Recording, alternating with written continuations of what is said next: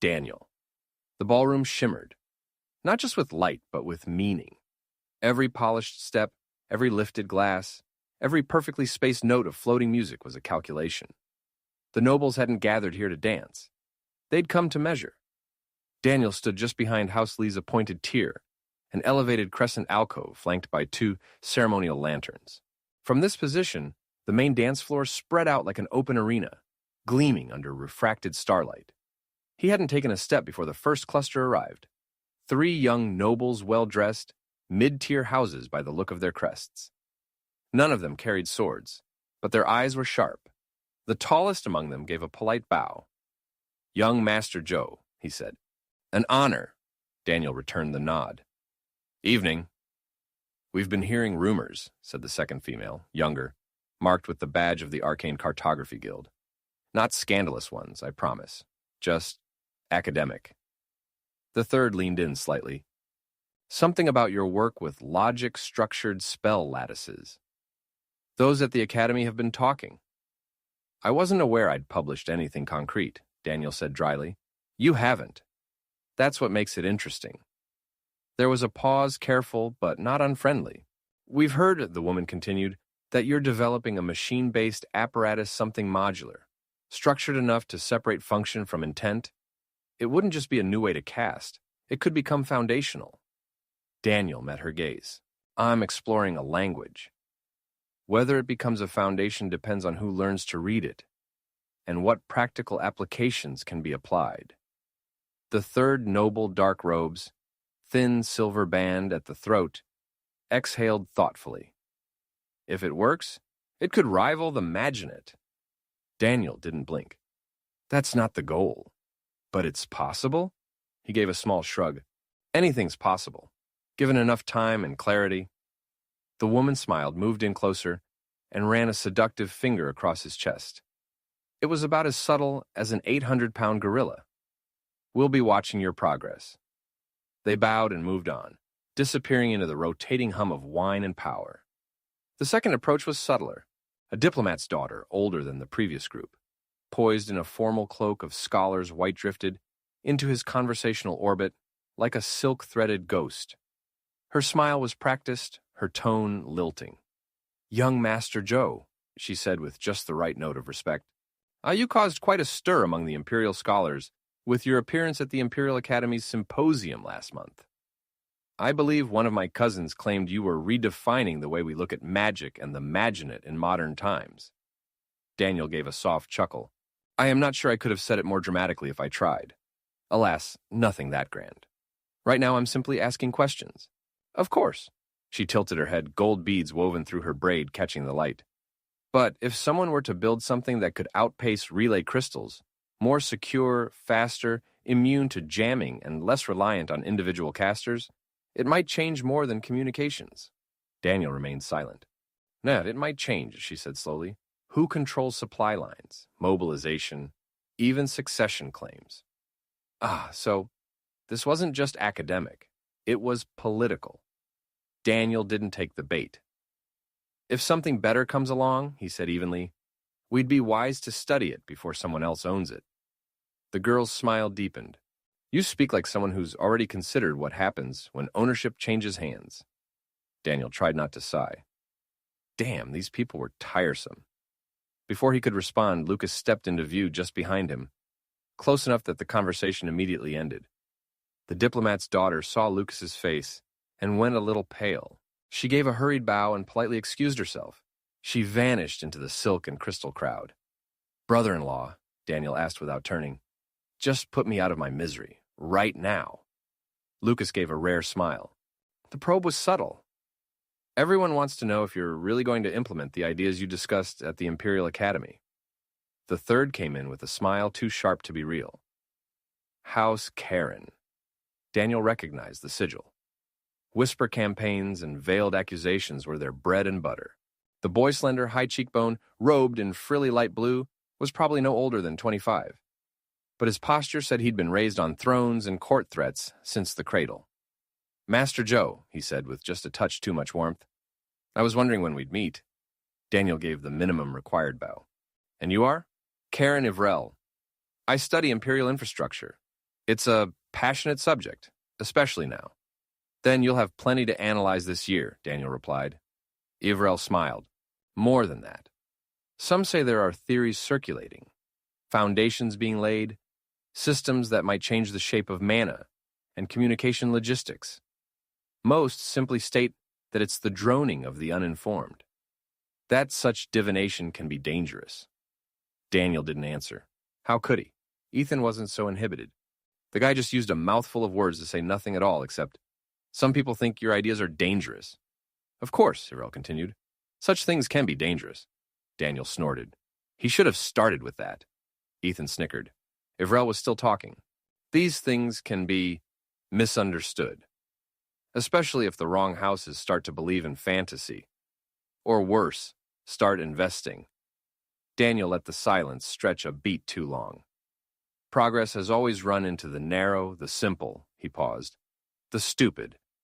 Daniel let the word hang. The important thing, Mr. Ratville, Batville, was it? Oh, I do apologize. I am horrible with names, being a lesser noble and all. Forgive me. Anyway, the important thing for the innovative among us is to remember not to listen to those who lack intelligence and vision. The heir to the Ivrel house's jaw dropped. Lucas and Wren snorted and suddenly looked very interested in looking around. Gavin disguised his laugh with a cough. Sulin was less successful but covered her mouth with a fan. Nathan just fully laughed. He slapped his knee. Brother-in-law, you're hilarious. You basically called the Ivrel heir an idiot. The young noble's expression twitched. He stepped back, turned on his heel, vanishing into the crowd like a knife into a sheath. Daniel exhaled slowly. You didn't even raise your voice, Lucas said behind him. Elegant. You're going to give Vivian a run for her robes. Sulin raised an eyebrow from nearby. He'll remember that for the next 10 years. Good, Daniel said. And he dared insult our house. If I didn't think it would cause a scene, I would have Nathan cut him. Just a little. Nathan grinned, and then the bell sounded. The music softened, and the royal family began their entrance. Daniel. The bell rang again. Not a chime this time. A surge of sound that was deep and harmonic. It rolled through the ballroom like a heartbeat magnified by ritual. The chandeliers dimmed. The illusion canopy stilled, then flared with a bright white gold. A fanfare began 8 horns, expertly tuned, followed by a percussive echo struck against crystal drums. The floor beneath the dais shimmered with layered glyphwork as the imperial crest unfolded across the platform. A dragon coiled through a ring of stars, each tooth a spell in its own right. A voice rang out sharp, trained, and perfectly amplified. By decree of the ascendant throne, by witness of the gathered tiered households, the council of elders, and territorial governors, the court presents the Empress Ariadne Viralin. Every head bowed, even the ones that didn't want to. Daniel followed suit, though not before catching the flicker of path icons, each one subtly activating their record sigils. Dozens of enchanted eyes locked onto the dais. The moment was already history. And then, she entered. The Empress. She descended from the upper floors in a view of soft, mana-infused light, like something conjured from myth and modeled in divinity. Her robes were silver white, over storm gray, etched with pearl fire threads that traced the symbols of celestial governance, 12 moons, 1 crown. Her diadem was minimal but unmistakable celestial alloy that shimmered with the glow of starlight and power. She didn't need grandeur. She was grandeur. But what struck Daniel first was her face. Sharp cheekbones, ice blonde hair twisted in a perfect knot. Skin like cold marble kissed with silver. Her eyes? A shade of blue that probably had a name in a lost angelic dialect. Oh, and she looked like she walked out of a European modeling agency. So there's that. Daniel could not look away. The Empress was basically a Czech supermodel who had been given absolute authority over the cosmos and never once misused it. Or maybe she did, but no one cared. She was, in a word, stupid hot. But the kind of beauty that didn't invite warmth, only reverence, worship maybe, terror possibly. That's not what a ruler should look like, Daniel thought. That's what the world builds altars to. He paused for a moment. It was a recurring thing. Did he only notice the pretty ones, or was the average woman here just more attractive? He needed a girlfriend. He was starting to lose it. Daniel, do not stare at the Empress of the Empire. That would be a bad idea. Did that thought come from him or Ethan? He wasn't sure anymore. He made a vow to stay well out of the Empress's orbit. Beautiful women were already dangerous. One with absolute authority was even worse. He had no reason to believe he would come to the Empress's attention, and he planned to keep it that way. Distraction came in the form of a man who stepped out from behind the Empress. It was someone who walked close to her, so Daniel could only assume it was her son, Crown Prince Alaric. And whatever attention she commanded through cold reverence and icy beauty, he seized through sheer fiery presence. He was no less composed, no less curated, but entirely different. His ceremonial robes were pitch black, lined with red gold phoenix embroidery that shimmered with heat-rune undertones. The sleeves split near the wrist just enough to show glimpses of a subtle vambrace etched with micro-sigil seals. A mirrored clasp held his collar closed, and his stride carried all the practiced ease of someone who'd spent a lifetime being watched. If the Empress was made of ice and authority, Alaric seemed to burn like oil on fire uncontrolled and always one flick away from total chaos. He moved like someone who enjoyed the weight of expectation, like someone who had never once considered that he might fail. His face reflected that.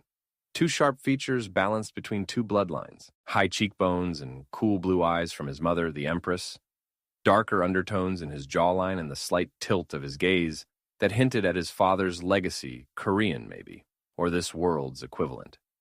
The blend worked. Too well. There was no version of Alaric that wasn't seen. He was too tall, too smooth, too perfectly placed in every setting like a mosaic, designed to reflect ambition itself. Even the air seemed to shift when he smiled. Which he did. A lot. But it was a strange sort of smile. It was not kind, nor cruel. This surprised Daniel. In most stories, the prince would be an instant problem, a rival or a bad guy. Obviously, Daniel didn't have a basis for this thought, just the general trends that had served him well up to this point. Something about Prince Alaric seemed deliberate, like he knew a secret about everyone in the room and was just waiting for them to figure it out. Daniel studied him now that he was finally seeing the prince in the flesh, having studied him prior to attending. He watched as the crowd rippled with restrained awe. This wasn't a swordsman's composure, or a courtier's measure of expectation. This was someone born knowing that everyone was watching and raised to enjoy it.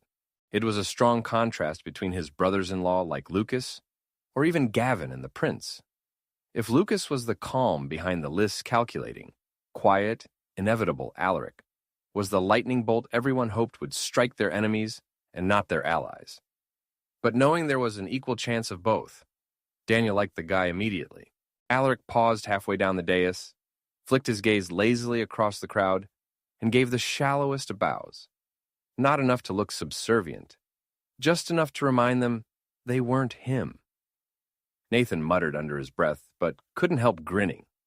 Cocky bastard. Daniel nodded once. He is the man. He knows it.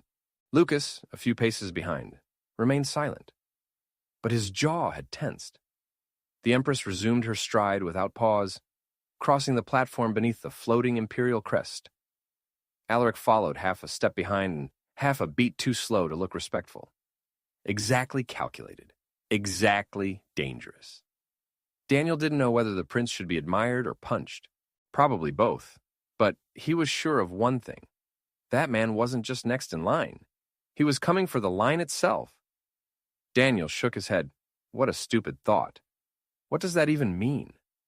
The room settled with weight and expectation. The Empress didn't speak right away.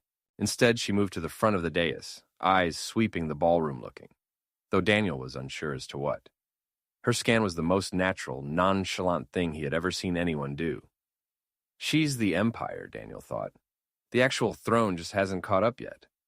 When she lifted her hand, the applause began soft, cheerful, and synchronized. It was ritual. Crown Prince Alaric took his place at her right. He bowed, but not deeply. Just enough to be respectful, not so much as to appear lesser. It was a performance, one the entire room understood. The light above the canopy shimmered, refracting starlight across the mirrored floor. And the moment held. Right before it broke, Lucas leaned slightly toward Daniel and whispered, voice low, eyes never leaving the dais. Now the knives come out. Then, louder, directed at Nathan, still visibly grinning. Little brother, behave or so help me. I'll get Master Zen to beat you within an inch of your life. Nathan gave his brother an innocent, completely unconvincing look. Daniel the Empress raised one hand, no more than a gesture. But the effect was total. The ballroom fell silent, as if the entire structure inhaled and held its breath. Even the illusion canopy above dimmed, folding into starlight. The musicians lowered their hands. And then she spoke. Her voice wasn't loud, but it carried pure and absolute. Not through spell work, not amplified, just shaped. Every syllable struck like a chisel on stone. Honored houses, loyal subjects, esteemed stewards of the Empire's great legacy. She paused, letting the room still further with silence and rapture. It has been another year beneath the banners of peace, progress, and vigilance. Our trade routes remain open. Our border provinces report stability. The southern siege lines remain intact. And the demon scourge, though not yet vanished, remains outside our gates held, as ever, by the resolve of our guardians and the wisdom of those who came before us. Daniel blinked. He wasn't used to court ritual, but something in the cadence, it had weight, it had purpose. It reminded him of something. A State of the Union address, he thought. Let this night be more than ceremony. Let it be memory. For the Empire is not merely land and title. It is structure, vision, a concord between power and principle, between inheritance and what must come next. There it was again. Not bad at all. The visuals of this were great. Start with structure, speak of vision, and then what must come next. Daniel's fingers twitched faintly at his side. Was she signaling something or just speaking with improbable precision? The Empress continued, You have heard already of the completion of a ley line restoration across 5 of the 7 ancient pillars. Soon we begin the 6th, the deep fold beneath Iron Step Ridge, a convergence point long ignored, now ready for reclamation. Daniel didn't understand what she was talking about, but could gather some of the context. They had been working on some sort of super project, a ley line restoration that would shape the Empire in years to come. Remind me to ask you about ley lines, Daniel said inwardly toward Ethan. Ethan acknowledged the thought. In the north, the Ministry of Agriculture will begin a 3-season pilot of spirit field stabilizers. Alchemically treated mana beds will be tested against drought-hardened provinces in the northern fold. No cultivator, no child of the Empire should fear famine under our rule. Daniel's pulse picked up. Spirit field stabilizers? He'd seen something like that in old framework notes. Primitive, clumsy attempts to interface cultivation flow with environmental resistance. He hadn't thought the court was watching that sector. Apparently, they were. In the east, a coalition of transport houses will launch the Imperial Archway, a fixed-route teleport lattice aligned to population centers. If it succeeds, it will become the backbone of economic migration for the next generation. Ethan whistled, which was a feat considering he didn't have lips. Another massive effort for infrastructure. That is huge. You've mentioned teleportation. I didn't know it was a thing. I know it's possible, but the materials and magic involved make it really complex and expensive to operate. People have a tendency to die during the transition. You need ridiculous amounts of both mana and divine power to get it done. Mana performs the array and activation sequence, but divine power is needed to buffer the individuals on the other side. They didn't do it much in my last life because of the lack of divine power in general. I had no idea she had started a project like this. I can't believe I didn't know about it. And beyond that, the Empress said, her voice softening by a fraction, we encourage innovation, daring, structure without fear. Let the houses remember this empire is not kept by tradition alone, but by those brave enough to build what was once unimagined. Daniel exhaled slowly. She was absolutely sending a signal. To those who return victorious, to those who serve quietly in forgotten corners, and to those here tonight who carry not only titles, but burdens. Her gaze swept the room. Calm, steady, but sharp. We see you. We welcome you. A final pause, then applause, which faded like mist, swift even and purposeful. The Empress did not leave the dais. Instead, a royal steward stepped forward, bowing at her side. He lifted a lacquered tablet lightly and chanted, the text visible only to the court's appointed questioners. A murmur passed through the tiered balconies. Daniel blinked. A Q&A? Here? It was formalized, clearly rehearsed. Only 3 questions would be asked. But it was enough. More than enough. The steward's voice rang out. By grace of her imperial radiance, 3 inquiries shall be heard and answered. Let the court speak with restraint and clarity. A noblewoman stepped forward from the first arc of seats robes dark green, face composed but tense. Her house seal was unfamiliar to Daniel, but Lucas shifted slightly behind him. This question had been expected. Your Radiance, may the court be graced with news of the Emperor's health, and whether the Sun Throne shall see him rise again in the coming season? The Empress did not hesitate. The Emperor remains in sacred seclusion. His spirit and soul endure under the protection of the elder glyphs. When the time comes, his return will be unmistakable. Until then, the burden of the realm is not neglected. It is shouldered. Translation. He's not coming out anytime soon. Stop asking. The second question came from a young noble lord, perhaps 20, his posture tight with inherited anxiety. Your Radiance. It is asked with respect, when shall His Highness the Crown Prince receive a bride? Will the Empire be graced with future heirs? A pause, then the faintest smile from the Empress. When the stars align and the burden of his path allows another to walk beside him without faltering. Until then, the Empire is his consort and his command. Daniel didn't know whether to be impressed or unnerved.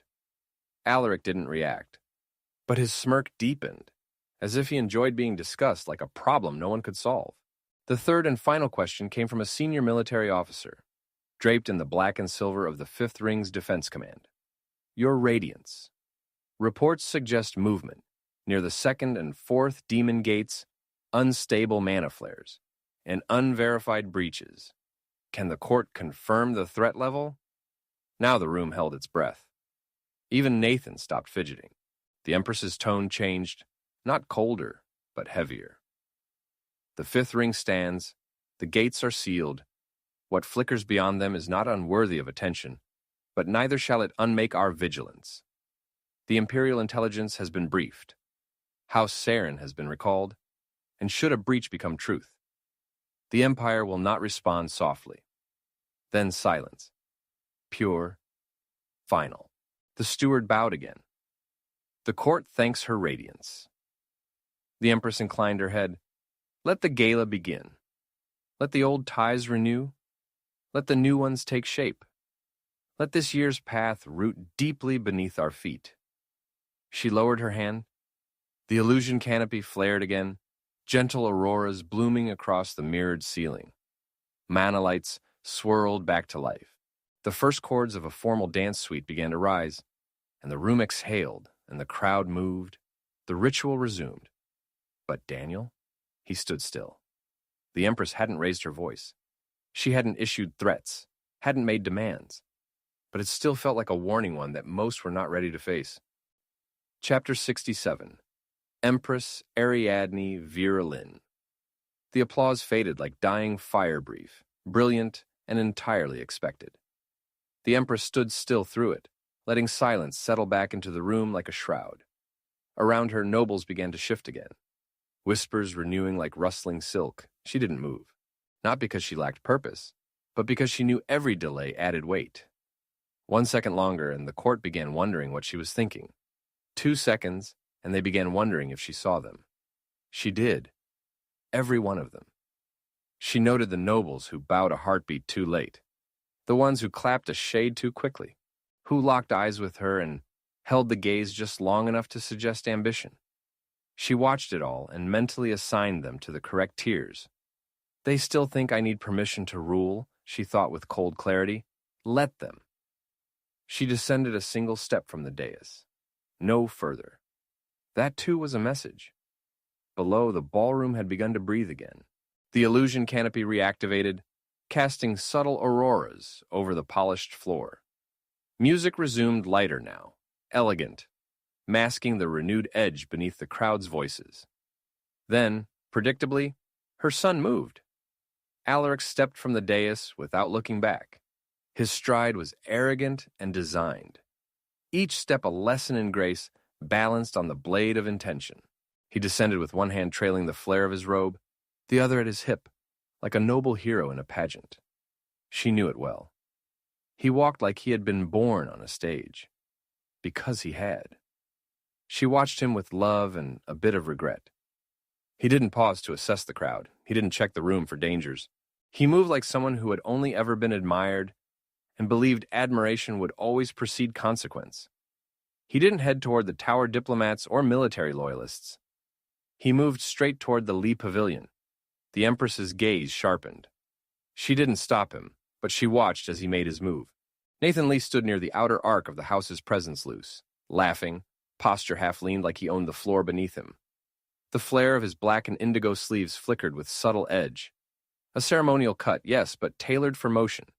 He looked young, carefree, and borderline disrespectful. But she'd read the reports and knew not to underestimate the youngest master of the Lie House. Nathan Lee was dangerous and utterly unpredictable. In all likelihood, the most talented duelist of his generation, even better than his older sister, who would be the heir of the house. That included Alaric, who was quite talented with the sword himself. Not that her son would ever admit that. Not to her. Not even to himself. She watched Alaric approach with casual charm, a tilt of the head, a half-lowered voice, and a smile that did not quite reach his eyes. Nathan smirked in return, answering with some clipped barb she couldn't hear from this distance, but could infer by the ripple it caused in the surrounding nobles. They were dancing. Not physically, obviously, but knowing those two idiots, it wasn't out of the realm of possibility. That being said, their first duel had begun. She allowed herself no outward reaction.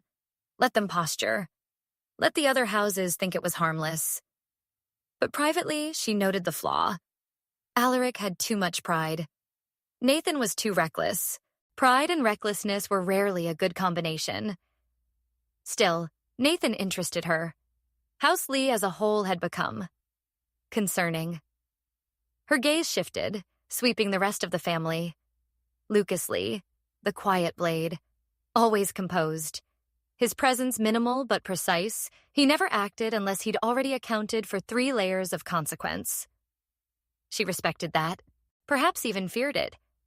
Gavin, the war captain, loyal, blunt, deeply competent. No ambition for court. That made him predictable but not harmless. Such men were always dangerous in the right storm. General Lee himself was such a man. Sulin, Gavin's wife, almost regal in appearance, dressed in gold-trimmed silver. Aesthetically good, but too unnatural to be perfect. She was too made up, too studied, with not enough substance. But no one could deny her effectiveness or loyalty. Her words were knives dipped in honey. Pretty, yes, but a mirror built for manipulation, not truth. And Vivian? Not present, but not forgotten. Vivian Lee was the one they all circled around. The one who didn't need to posture because absence itself became a power play. The Empress didn't mind her absence. It meant she was preparing, thinking, watching. It meant she was learning from the shadows like the Empress had, once. She respected that. Her eyes shifted again toward the northern balcony where House Laren made their social pretense. Dathan, the second son of House Laren, and her daughter Sophie's fiancé. Technically. He stood like he already owned the throne, speaking with minor nobles who clearly believed proximity to him counted as progress toward fame, fortune, or influence. He smiled too widely, laughed too easily. When he bowed to others, it was with the grace of a man who expected them to thank him for it. The Empress's hands tightened behind her back. No one noticed her irritation. He thinks her name is his to use. He thinks paperwork makes him imperial. The engagement of Dathan and Sophie had been a consequence of her husband's political machinations, or lack thereof, before he went into seclusion. The Empress had considered removing him before, maybe a quiet reassignment, a scandal fabricated with care. Now she considered blood. She would not do it yet. Not here. Not during the gala. But the decision had already shifted in her mind. One misstep. One, and he would vanish. Her thoughts shifted again to Sophie. She loved to make an entrance and had yet to make her appearance. When she arrived, the court would pretend not to understand the truth. That Sophie had never loved men. Never wanted them. Not with cruelty, but with absence. As if the space they took up in her life simply didn't exist. The Empress had never forced the issue. Never spoken of it directly. She didn't need to. Sophie had been a sword since the day she was born. Sharp, beautiful, balanced, but only remained so when unclaimed and untarnished. And Dathan? He had never seen the blade pointed at him. Foolish boy. The Empress didn't want Sophie married, but the Empire required form through structure. Legitimacy. Sophie needed to be heir before her intelligence and ability to focus under pressure mattered more than who needed to be stabbed. But every present matter demanded that she needed a husband to even have a chance of getting the Grand Elders to accept her. She had to have one. It was out of the question otherwise. Still, the more she watched Dathan, the more she listened to the way he laughed, performed, possessed. The more she realized that engagement would not survive the season. Not if she had anything to say about it. And she had everything to say about it.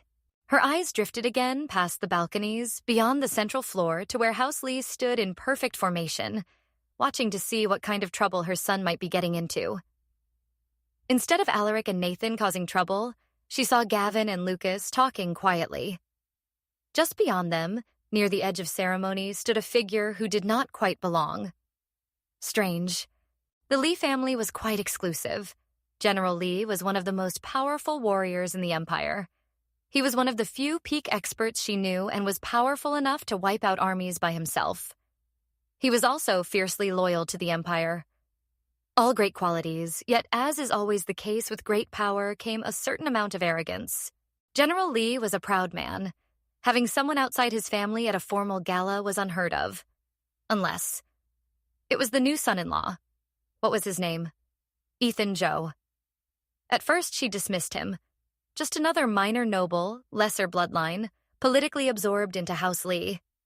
His posture was formal but unassuming.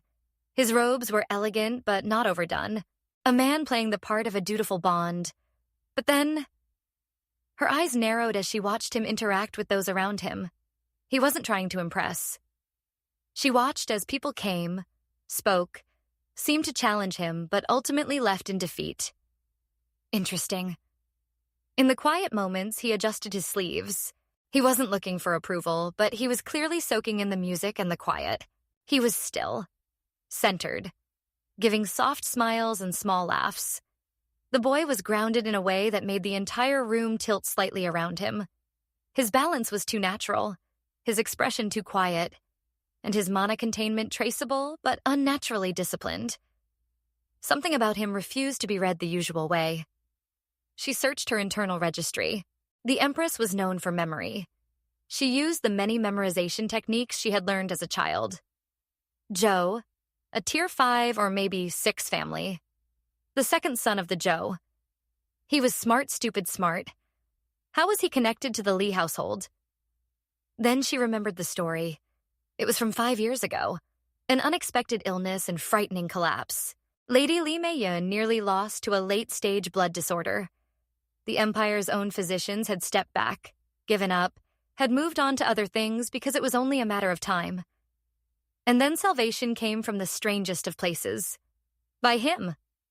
He had treated her with a tincture of powdered stone, raw herb, stabilizers no capital-trained healer would have used. He asked for no reward, requested no title, never came forward to collect the glory that was rightfully his. Lady Mei-yun had only said one thing afterward. He will own a room someday. Not with volume, with gravity. And this was him. She thought back through the rumors, the reports, even conversations with her daughter. This man had at one point been on the watch list for Imperial intelligence. Some had thought him dangerous with crazy theories, potentially amazing tech, though he was not a man of action, but of theory, of thought. She studied him now.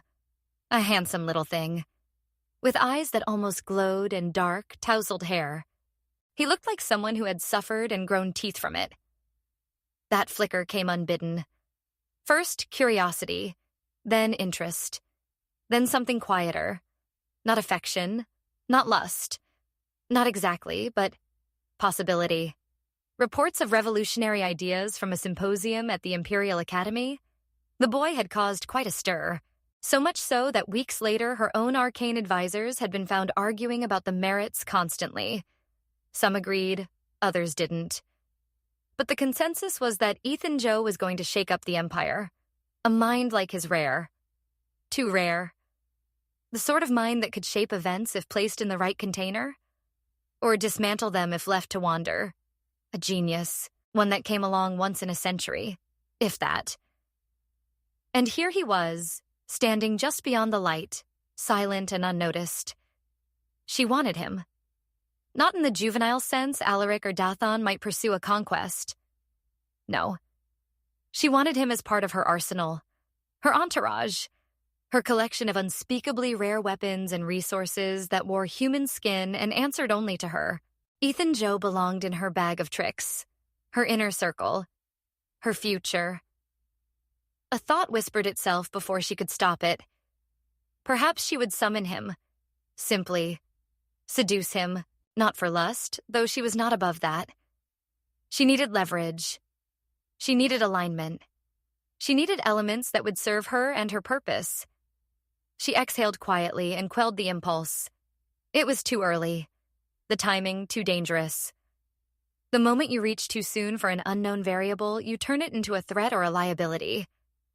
Still, she couldn't let him slip away. Her fingers moved subtly within her sleeve, activating a minor sigil sequence, 3 pulses. No words. The steward at her side, draped in dusk-gray formal robes, bowed and stepped away without needing explanation. A flag was placed, but she couldn't be hasty. She needed time and confirmation. She needed to confirm what her instinct was telling her, that Ethan Joe should be hers. By morning, Ethan Joe's name would be known in her circle. She planned to find out everything. His lineage, his methods, his strange containment, his quiet miracles. And if the report aligned with her instincts, then she would act, and she wouldn't look back. Chapter 68. Alaric Virlin. It was tough to be the most famous and desirable man on the planet. Truly it was. Everywhere he went, the room tilted toward him. Smiles lasted longer. Laughter got louder. People remembered to breathe prettier, walk smoother, and stand straighter when he passed. It was exhausting, really. And by exhausting, he meant addictive. He basked in it like sunlight because it was his sunlight. Born into it, trained for it, perfected through years of watching how power settled into a person's bones. He wasn't his mother. He wasn't cold elegance carved from selective breeding. He was a storm in a tropical climate. He was the weapon that smiled when sheathed. But even he could feel it now at his family's annual gala. Truly, it was tough to be him. Alaric Virlin stepped off the dais like it was built to lower him into the world. He didn't walk. He descended controlled, effortless, deliberate. The ballroom shimmered around him, layered light illusions still flickering from his mother's speech, the floor practically humming with ceremonial manna. Everyone was watching. Of course they were. He was the crown prince, and he looked the part. Crimson-lined robes, phoenix thread embroidery coiling around his sleeves like fire in repose, high collar, loose hair, no armor or weapon. Just confidence and dashing good looks. Confidence sharper than most blades. He didn't need to speak. Not yet. His presence said enough. But even so, the moment bored him. The ceremony had been perfect. The applause well-timed, the bows deep enough to satisfy protocol. But it was all too tight, too safe, too polite, and completely boring. His mother divine and untouchable had held the room's attention like she controlled gravity. Control was enough for her. But Alaric needed something else. He needed a reaction. Fire, connection, something to challenge or endure. His gaze scanned the ballroom and landed on exactly the right man to provoke. Nathan Lee. He stood among his family at the Lee Pavilion, laughing with one of his idiot cousins, and dressed like a festival brawler trapped in court clothes. Alaric grinned and altered course. Nathan was a dangerous man, fast, flexible, and undeniably talented. He was also dumber than a box of rocks and fiercely loyal to family and friends. He was Alaric's greatest rival, the sort of swordsman who never backed down, mostly because he'd never had to. Alaric admired that, and though he would never tell him, he admired Nathan. But more than admiration, Alaric liked watching people try to hide sharp edges behind laughter. He liked it even more when they failed. Alaric arrived without announcement, just stepped into Nathan's space, and smiled wide enough to draw attention. "Well, well," Alaric said, letting his voice carry, "if it isn't the unclaimed terror of House Lee." Nathan glanced sideways, already smirking. "Your Highness, what brings you to the land of the laughing and underdressed?" Alaric gestured to the drink Nathan wasn't holding. "I came to borrow your wine, but apparently you're sober tonight. Tragic. Tragic would be trying to drink with you," Nathan shot back. "You'd call it a contest, poison the bottle, and declare yourself God Emperor halfway through." A few nearby nobles chuckled nervously. Alaric hid his grin and didn't break stride. "You wound me," he said with false modesty. "But only slightly. You'll have to do better than words, Nathan." Nathan leaned back against the balustrade, arms crossed. "Is that an invitation?" "To conversation," Alaric said. "The rest, we'll save for the tournament." Nathan's smile widened. "If you make it past the first round?" "Oh, I'll make it. You're the one who might trip over your own ego." Another ripple of laughter, louder this time. Alaric basked in it. This was what he liked, the banter of edged words, fiery comebacks, and the friction of potential violence. He craved the game of masks, the undertones laced with the possibility of blood. Then Nathan's tone shifted slightly. "Though speaking of bruised pride," Nathan said, "have you looked at my fight stats lately? I've had quite a few matches in the last few months." Alaric raised an eyebrow. "You mean the ones where you crushed the twins from the Ang family and sent the heirs of both Wok and Gi home limping?" Nathan's grin turned sly. "Please, those were child's play. Did you see the one I lost? It wasn't offensively a match, but I added it to my stats sheet. I think it counts." That made Alaric pause. "Lost? You? Wait, when? To who?" Nathan nodded to the tall, handsome man standing not too far from Nathan's other Silbings. "Ethan Joe?" Alaric blinked once. Ethan Joe? He wasn't on the circuit. He had never even heard that name before that he could recall. Who the hell is that? He thought about it. The Ice Woman. Nathan's terrifying older sister, Vivian. She was married to a Joe. He tried not to think about Vivian. Not since they were 15 and she hit him with an ice wave so potent it put him in bed for a week, just because he touched her lower back. No, thank you. But she married a guy who beat her brother in a duel?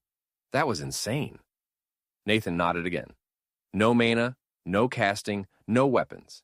Just hands and control. Alaric frowned. He beat you? I beat him when mana and the sword were involved. But when it was just foot and fist, he won. Flat out, Nathan said. I blinked and he buried me. That silenced the laughter. Alaric looked over his shoulder, toward the far edge of the Lee contingent.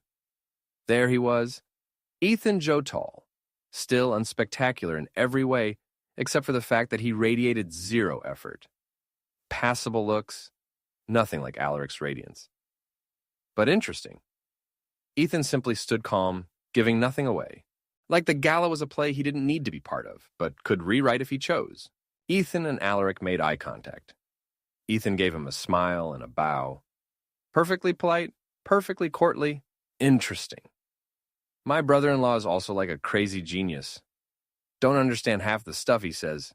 Your sister would love him. Alaric raised an eyebrow. If Ethan was that smart, maybe so. She always liked the weak scholar type. But according to Nathan, Ethan wasn't weak. Alaric grinned, and he almost regretted coming tonight. I'm starting to think I've misjudged that one, Alaric said with a glance at Ethan. Nathan shrugged. I know I did. Alaric filed that away. He didn't feel threatened, but he made a mental note. Ethan Joe was not a placeholder, not a silent consort. He was something else, something planted too deeply to uproot without a cost. And that was when the ballroom shifted. Not musically, not by illusion, socially. The temperature changed. A ripple passed through the crowd, low and slow like recognition, wrapped in envy. She had arrived.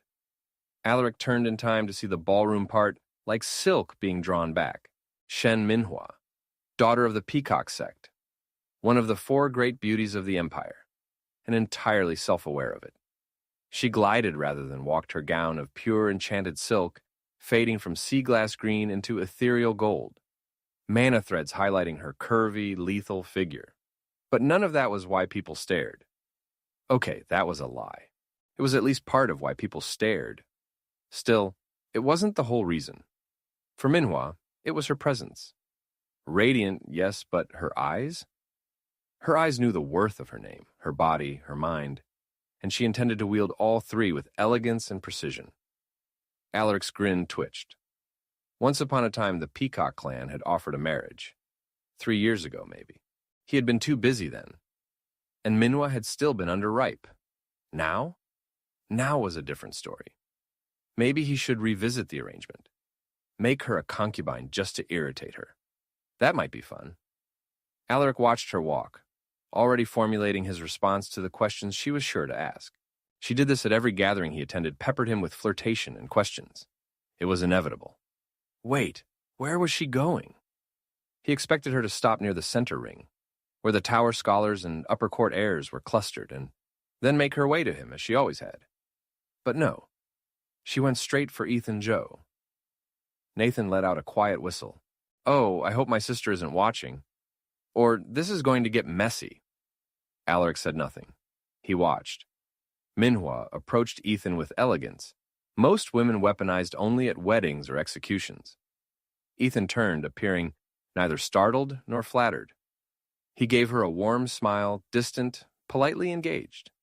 They exchanged a few words. Alaric couldn't hear, but he saw Minhua gesture toward the mage academic tier and then speak again with animation. Ethan responded calmly and measuredly. Something few men, aside from Alaric himself, could manage when talking to someone like Minhua. Most would be falling over themselves. Minhua herself seemed confused by his composure. She tilted her head while he spoke, clearly intrigued. She's recruiting, Alaric thought. He and Nathan almost unconsciously stepped closer. Minhua's voice carried now, just enough. He was right. She wasn't flirting. She was recruiting. We're hosting a Manatech symposium next cycle. High elevation, research tier access. Theoretical debates only. I would very much like for you to attend. A few nobles gasped. Two things were clear. People were noticing and she was making a move. What kind of move wasn't obvious yet? Minhua was calculating, but she was staking some sort of claim to the Li family's son-in-law. It wasn't just about the invitation, it was who she had addressed and where. Publicly. In front of Pathicons and bystanders. Minhua was personally and publicly giving Ethan Joe an invitation. Not inappropriate, but far from subtle. Alaric wondered if she was trying to get a rise out of Vivian Lee. More likely, Minhua wasn't actually interested in Ethan. She loved to stir the pot. Drama, drama, drama. The whole thing made Alaric smile. He studied the reactions around him.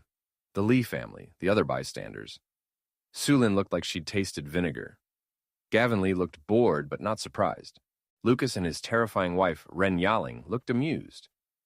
The general was nowhere in sight. Elsewhere, a tower envoy whispered into a record crystal. The Adventurers Guild representative looked concerned, like he couldn't believe what he was seeing. Nathan just shook his head. My brother-in-law is awesome. And Ethan?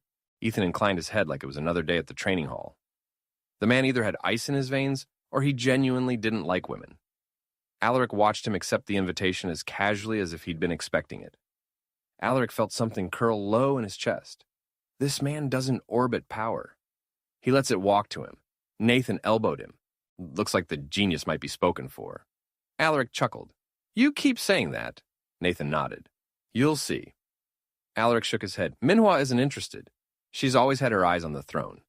The crown prince took a slow breath. He didn't like surprises, but he respected them. He respected people who could adapt. Ethan Joe wasn't a curiosity anymore. He was a variable, and apparently a genius, one that every faction in the room had just noticed, and the longer he remained quiet, the more dangerous he became. Alaric took a step forward and smiled.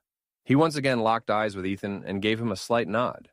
Alaric didn't have much use for scholars or theorists. Without action, they were practically useless. But this Ethan, maybe he should get to know him. It couldn't hurt to have more smart people in his life. At the very least, it would annoy Nathan. Alaric considered the thought as he realized the game had changed, and so had the pieces. Chapter 69. Shen Minhua. Shen Minhua entered the ballroom as if she were stepping into a theater where every light had been calibrated for her arrival. She did not glide to draw attention. She did so because that was how she moved, graceful without affectation, measured without pretense. Her gown swept in ripples of enchanted silk, fading from sea glass green into a soft, ethereal gold, the mana threads woven through each fold designed to catch light rather than project it. As she descended, she heard the murmurs building ahead of her like a rising overture. She's here, Peacock Sec Minhua. Is she going to greet the prince? No, wait, look where she's heading. She allowed herself a smile, slight, controlled. The illusion of curiosity. In truth, her path had been chosen the moment she read the updated attendance ledger. She was walking toward Ethan Joe. Above, the path icons flickered with renewed intensity. Dozens of hovering projection orbs began their careful, arcane recordings. Each movement of her hand, each change in expression, would be etched into the royal archive and siphoned into curated highlight streams.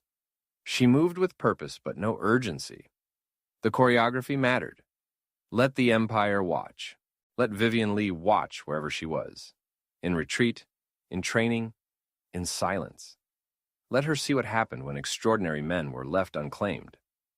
Shen did not approach Ethan Joe out of flirtation, at least not entirely. She had come because his name carried weight, controversy, and potential. She had read his theories, had watched the flame wars those papers ignited within the mana logic community. His structured logic and alchemical theories were raw but brilliant, impractical yet terrifyingly elegant. With just those, he might have fallen into obscurity, forgotten. Then came the marriage, his sudden elevation into House Lee had reignited the debates, turning whispers into yelling matches. She had assumed it was a political maneuver of the Lees, and a social one for Vivian. She thought Vivian wanted a husband she could control and direct, one who wouldn't require anything of her. She didn't want a partner. She wanted a pawn. Vivian got way more than she asked for. Now, standing just a few steps away, Shen Minhua could see clearly what he already was. A man worthy of recognition. He was taller than she remembered from the few glimpses she'd caught at public ceremonies.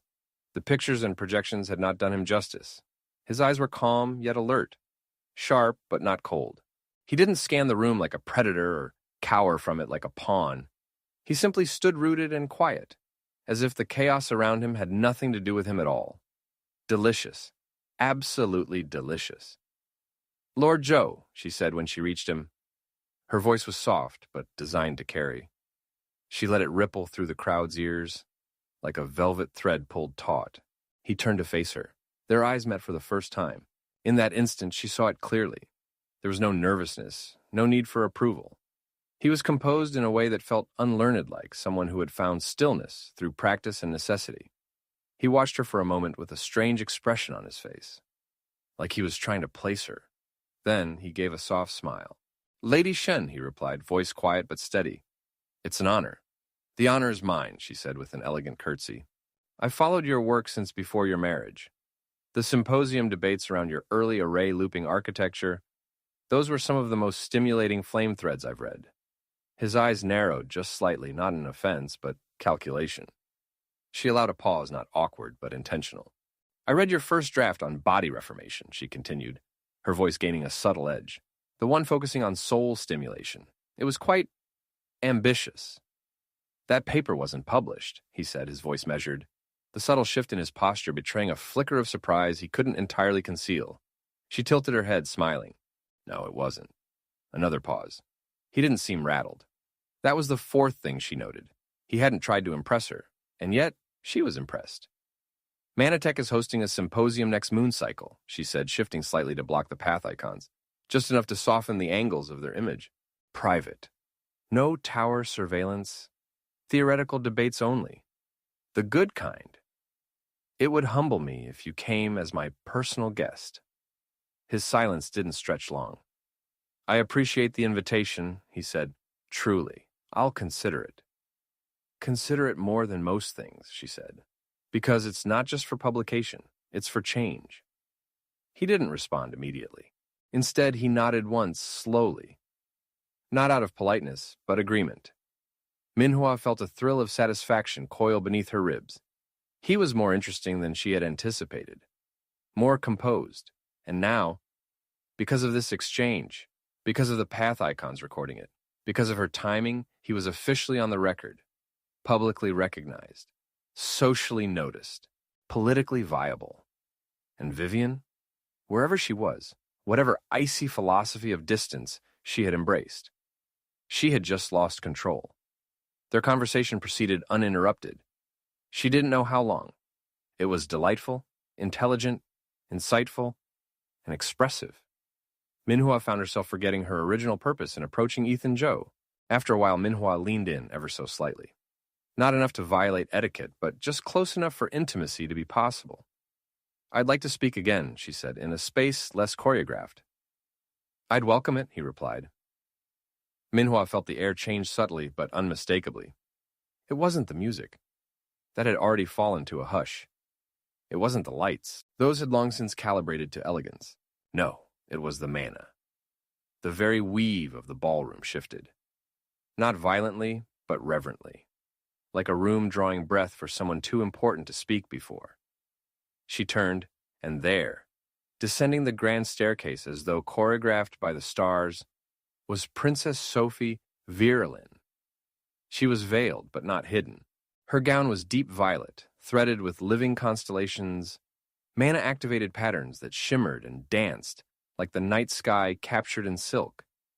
The fabric shifted with quiet command, glyphs etched in luminous silver, tracing her bodice and sleeves, not decorative, but encoded.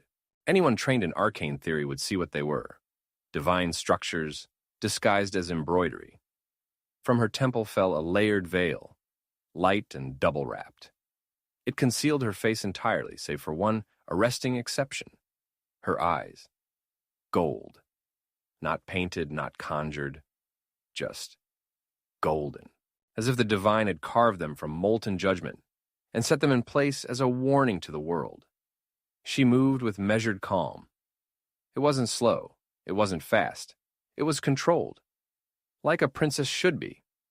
Two attendants followed at a precise distance. One in white, marked by the seal of the Royal Archive, cradling a reinforced scroll case. The other wore the understated robes of the Celestial Observatorium, his presence nearly imperceptible, except that he kept pace perfectly. The ballroom parted ahead of her. Nobles didn't flee. They receded like tide from moonlight. No one addressed her. No one dared. The enchantments overhead refracted to match her pace. Light curved, sound softened. Even the mana beneath their feet shifted, not retreating, but readjusting, as though the room itself needed to mirror her presence more accurately. She did not glance at the crown prince. She did not nod to the royal guard. She did not even pause at the gathered heads of the Tier 1 houses. Instead, she walked unwavering, undeniable directly toward Ethan Joe. Minhua stepped back with grace, not in defeat, not in surrender, in recognition. This was no longer a moment she controlled. This was something else, something deliciously unexpected. Minhua felt her breath catch only for a moment. She wasn't afraid of Sophie. She respected her, deeply. But power like that didn't need performance.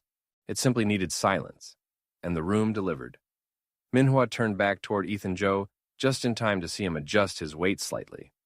Subtly, with a strange anticipation. She felt something inside her recalibrate. Her game with him was not over, but it had changed. Sophie was walking directly toward them. Minhua smiled once more and took another step back.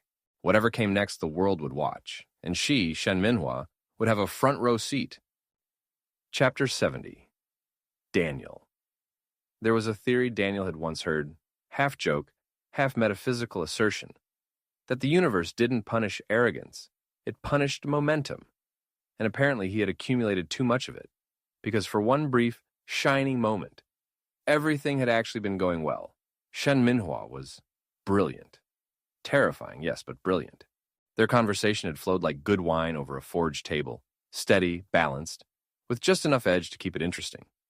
She hadn't flattered him. She had pressed where pressing made sense. She spoke the language of Manatech with fluency and subtle emphasis, citing Ethan's unpublished work like it had been her thesis defense. She was also gorgeous, objectively.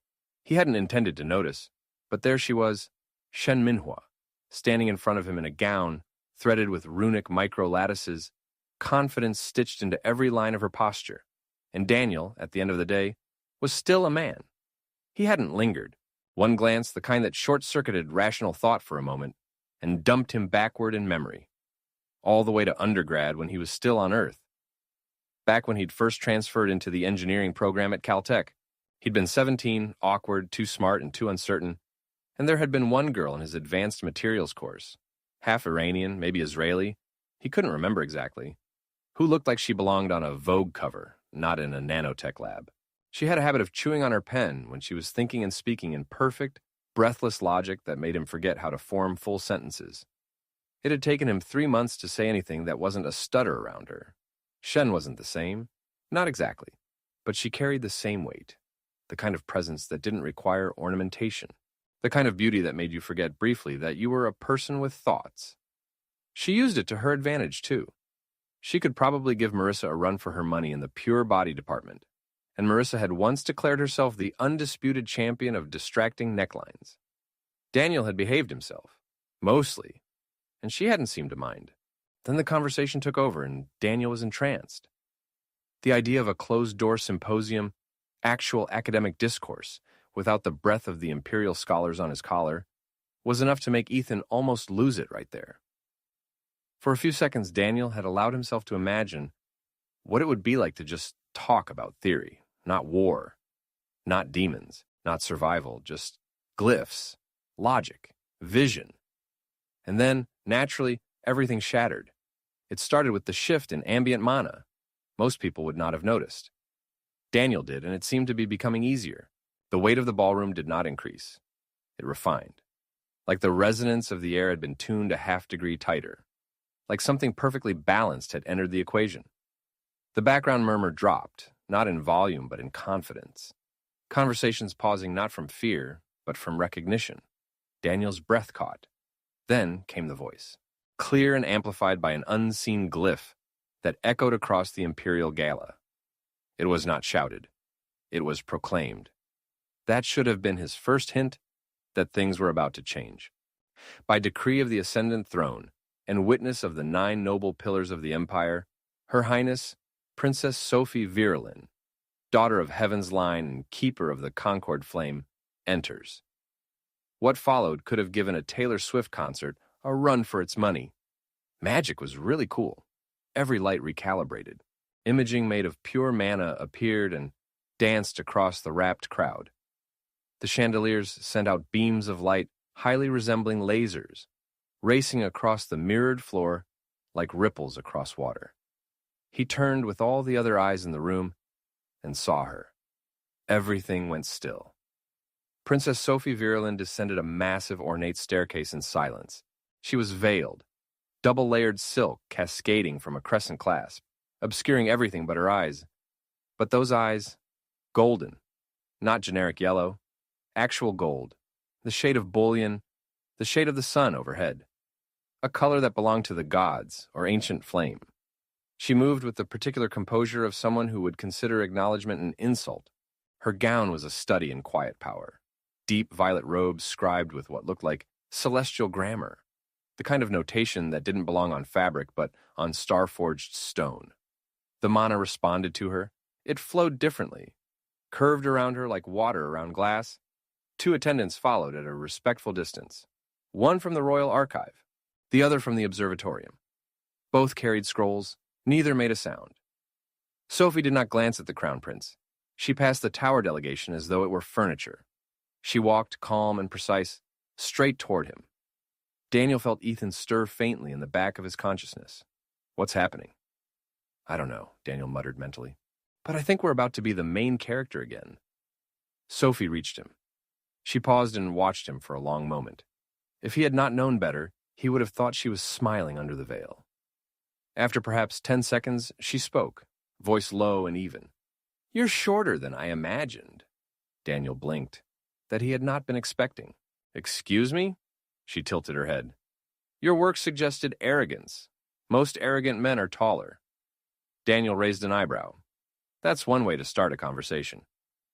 I was told your feedback cascade model was dangerously unstable, she said.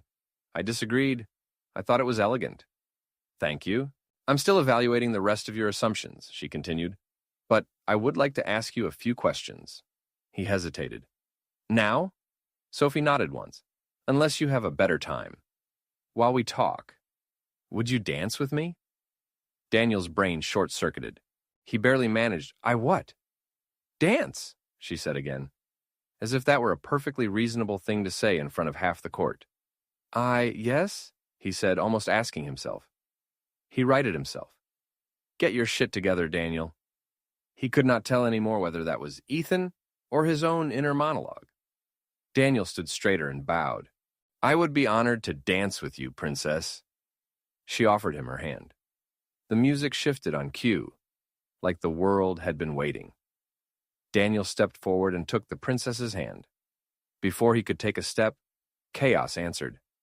A voice cut through the gathered hush. You will not? Daniel turned. The crowd rippled. Dathan of House Laren stepped forward from the royal wing, face red, voice tight with fury, only barely masked by etiquette. He wore a dual embroidered sash over formal robes, and the look of a man who had been waiting for an excuse. You would take her hand, Dathan said, tone sharp enough to carry, from before the court? With no right? No sanction? You, an orphaned functionary of a provincial line? Daniel froze. Oh boy, Ethan whispered. I only took what was offered, Daniel said evenly.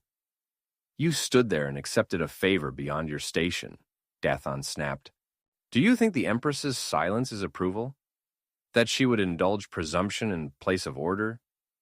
The crowd stiffened. The Empress, with her model face, did not move. She simply watched. He could not tell if she was bored or amused. Possibly both. Daniel tried very hard not to laugh. He was only partially successful. What came out was a sort of giggling, the kind where you ended up snorting while trying to keep it in.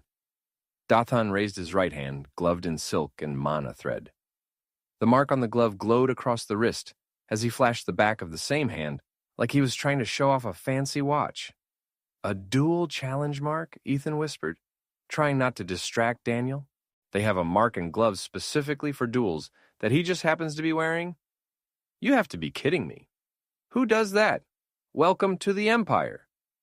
Dathan stood tall, proud, and stupid. I challenge you, Ethan Joe, for conduct, for honor, for presumption. Daniel opened his mouth, then closed it, then opened it again. Are you serious? He asked. Dathan stepped closer. You've insulted her. You've insulted me. And now you insult the right? I just said yes to a dance. You say it like that wasn't treason. Sophie said nothing. He did not know her, but something told Daniel that she was just as confused as he was. She did not flinch. She did not stop him. She simply watched, not her fiancé, but Daniel. WTF, princess, I have nothing to do with this. Hey, Daniel, you remember that whole seduction thing we talked about? Ethan, shut up. A court official stepped forward, already unspooling a scroll. The duel challenge was being registered. Daniel watched it happen in real time, standing on the mirrored floor of the most important ballroom in the Empire. He exhaled slowly. Well, he murmured. Here we go again.